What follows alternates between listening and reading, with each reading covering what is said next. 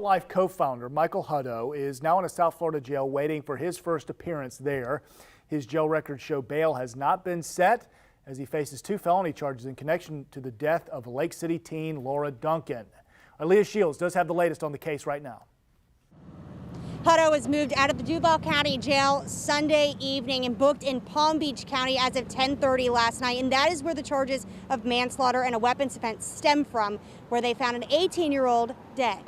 It hits us hard as a community. Columbia County Sergeant Stephen Kachigan says the death of a Lake City teen has stunned the small town.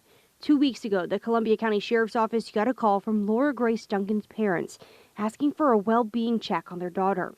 Detectives found that Duncan left the county with a known person to Riviera Beach, Florida. Reports say she stayed at a Hilton resort for several days, and when detectives arrived there, they found her dead in the room with a single gunshot wound. Now the 54-year-old co-founder of the Salt Life brand is charged with manslaughter and possession of a firearm.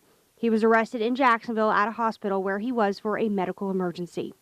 Did the two know each other and how? That question still remains. We do know, however, according to jail records, that Hutto's home address is Wellborn, Florida, which is just 15 miles from Lake City, where Duncan was living. In Jacksonville, Leah Shields, First Coast News on your side.